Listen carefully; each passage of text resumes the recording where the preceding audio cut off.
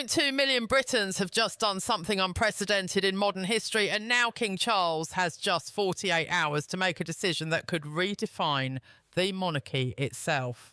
As you are watching this, Britain is facing the gravest constitutional crisis in more than 200 years, a government suffering the lowest approval ratings ever recorded, a public petition that has shattered every political record in UK history, and a monarch caught between two impossible choices: defend democracy or risk losing the crown. This is not speculation. It is unfolding right now inside the corridors of power, behind palace gates, and across the streets of Britain's largest cities. To understand how the country reached this moment and what could happen next, this story must be traced back to where it began, because events are moving by the hour and the next development could change everything.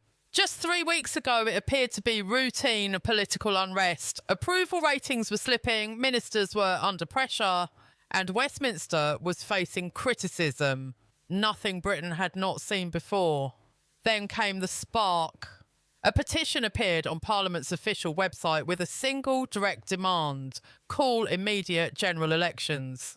Within 24 hours, 100,000 people had signed. Within 48 hours, that figure rose to 500,000. By the end of the week, it reached 2 million. Instead of slowing, the momentum intensified. 3 million, 4 million, then 5.2 million signatures, and still climbing. That figure is greater than the combined populations of Scotland and Wales. Nearly 8% of the entire United Kingdom has taken direct action. This is not an online novelty or a passing trend.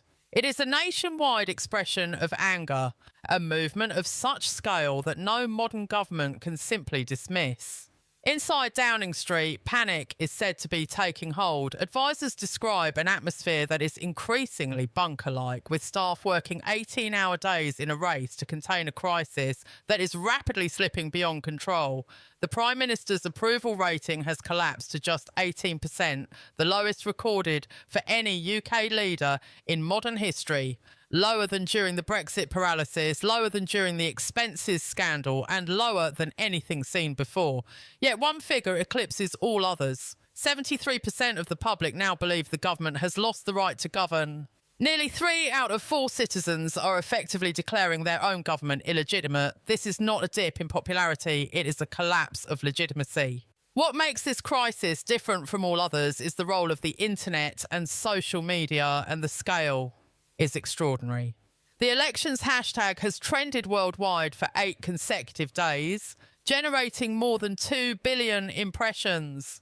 Videos posted by ordinary people, nurses after long shifts, teachers standing in empty classrooms, shopkeepers breaking down in tears, have amassed more than 150 million views in a single week. These are not celebrities or influencers, but everyday Britons. On YouTube, independent creators are drawing vast audiences by scrutinising government failures. On Instagram, millions are sharing posts demanding accountability. Retirees, small business owners and healthcare workers are uniting behind one clear message: give us our democracy back. The economic consequences are already being felt. The pound has fallen by 4%. In just 1 week, the FTSE 100 has lost an estimated £80 billion in value. Investors are openly questioning Britain's stability. 71% of small businesses now say immediate elections are necessary. Multinational companies are shifting assets and freezing future investment plans. The Bank of England has warned that a financial crisis could strike within weeks if political stability is not restored. Then the monarchy was drawn into the storm. For the first time in decades, protests appeared not only outside Downing Street, but outside Buckingham Palace itself. Thousands of families, parents, children, civil rights activists and campaigners gathered holding placards reading, "Charles, choose democracy or be remembered as a puppet. The crown serves the people, not politicians. And whose side are you on?"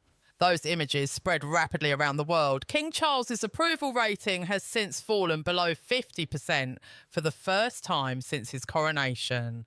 That development is seismic.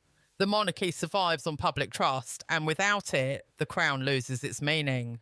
Now the king is trapped. If he dissolves parliament and calls elections, critics may brand it a royal coup, shattering more than 300 years of constitutional neutrality. But if he remains silent while a government with just 18% public support clings to power, he risks something potentially more damaging: being remembered as the monarch who stood by while democratic legitimacy collapsed. Protesters are already accusing him of complicity, and some historians warn this could become the most serious crisis for the monarchy since the English Civil War.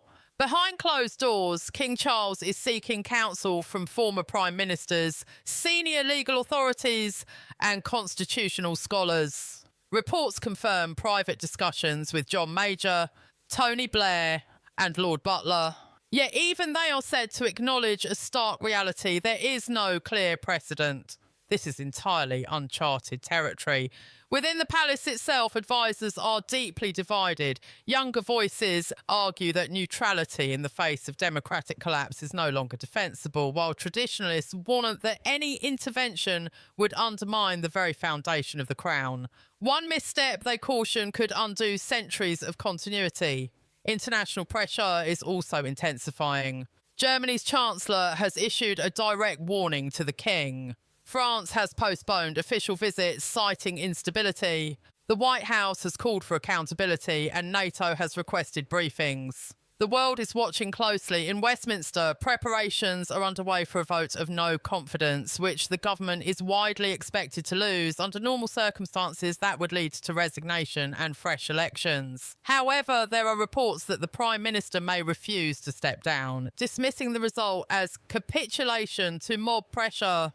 Such a move would trigger a direct deadlock between Parliament and the executive, placing the king at the centre of the crisis. Across Britain, protests are growing daily in London, Manchester, Birmingham, Cardiff, Glasgow and Belfast. Families, veterans and students are marching side by side, while police remain on high alert. Organisers are planning a Democracy Day, a nationwide strike affecting transport, healthcare and schools. Analysts warn it could cost the economy as much as £15 billion in a single day. Inside Buckingham Palace, multiple drafts of a potential national address are reportedly being prepared, each outlining a different course of action: call elections, remain neutral, or attempt an unprecedented middle ground. No one yet knows what the king will say. This is no longer simply a political crisis. It is a test of whether Britain's institutions can survive democracy in the digital age, and whether monarchy and democratic legitimacy can coexist when public trust begins to fracture. King Charles spent a lifetime preparing to wear the crown, yet nothing could have prepared him for this moment. His decision will define his reign, shape the future of the monarchy, and potentially alter the course of British democracy itself. The next 48 hours could reshape the country. As the nation holds its breath, speculation is everywhere. Political analysts debate the king's possible choices. Historians examine the unprecedented nature of the moment. Citizens across the United Kingdom brace themselves for the consequences of a single royal decision. Newspapers publish front-page editorials. Social media erupts with predictions. And every major broadcaster runs round-the-clock coverage of the unfolding crisis. Every second matters. Every statement, every gesture, and every decision could tip the balance between a peaceful transition, constitutional chaos, or the erosion of trust in institutions that have stood for centuries. Meanwhile, ordinary Britons continue to make their voices heard. Crowds grow larger by the day. Online petitions keep climbing. Videos continue to go viral, and hashtags remain fixed in global trends. The energy is unmistakable.